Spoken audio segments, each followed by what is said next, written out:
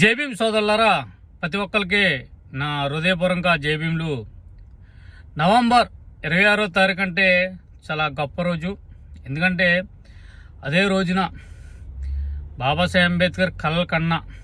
ఏం కలలు కన్నారంటే ఆయన నా జాతికి విముక్తి కలగాలి, పీడిత కులాలకి విముక్తి కలగాలి, ఆడవాళ్ళకి సమానంగా మరి మగవాళ్ళతో పాటు ముందుకు వెళ్ళాలి అని ఎన్నో కలలు కన్నారు ఆయన.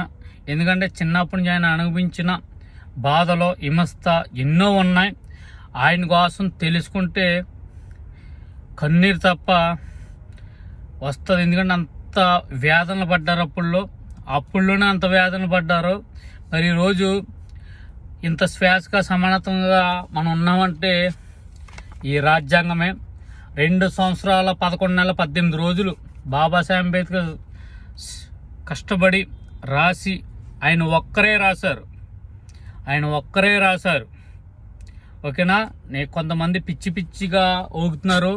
129 మంది రాశారు.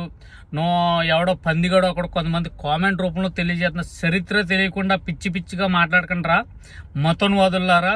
మీకు వీడియో అయితే నేను ఎప్పుడో చేయాలి, నాకు టైం కుదరక చేయట్లేదు. కాబట్టి సోదరులా, ఇలాంటి వాళ్ళు మతోన్వాదులు ఎన్నో ఊగుతూ ఉంటారు. అలాంటివి పట్టించుకోకుండా నేను మీకు ఎవరైతే ఊగుతున్నారో ఒక వీడియో రూపంలో ప్రతిదీ పాయింట్గా నేను తెలియజేస్తాను నాకు టైం ఉన్నప్పుడు.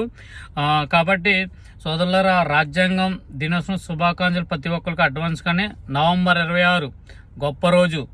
ఎందుకంటే ఈరోజు భారతదేశం అంతా ఒక స్త్రీ కానీ పీడిత కులాలు కానీ ఈరోజు అసెంబ్లీలోకి వెళ్ళి మరి పోటీ చేస్తున్నారంటే ఆడవాళ్ళు కానీ ఈ రోజుని వరల్డ్ కప్పులు లేకపోతే ఏ సాధించినారో లేడీస్, చాలా అది గ్రేట్. అది రాజ్యాంగమే, అంబేద్కర్ కల్పించిన ఒక్కది. కాబట్టి ప్రతి ఒక్కరు కూడా గుర్తించుకోవాలి, తెలుసుకోవాలి, మన పిల్లలకు తెలియజేయాలి, మన తరానికి తెలియజేయాలి, తెలుసుకోవాలని కోరుకుంటున్నాను. ఇది గొప్ప రోజు. నేను నవంబర్ 26వ తారీఖు ఇక్కడ కోవిడ్లో ఏం చేస్తున్నామో నెక్స్ట్ వీడియోని తెలియజేస్తాను. ఈ గొప్ప విషయాలు ప్రతి ఒక్కరు తెలియజేయాలి, పండగ రూపంలో తెలియజేయాలి, పండగ రూపంగా చేసుకోవాలి మనం. ఓకేనా సోదరులారా. మరి ప్రతి ఒక్కరికి నా హృదయపూర్వకంగా జైభీంలు. జై భీమ్, జై భారత్, జోహార్ బాబాసాహెబ్ అంబేద్కర్. అంబేద్కర్ ఆలోచన విధానం వద్దిల్లాలి, రాజ్యాంగం వద్దిల్లాలని కోరుకుంటూ మీ రాజకుమార్. జై భీమ్ ఛానల్, జై భీమ్ వాయిస్ ఛానల్. జై భీమ్.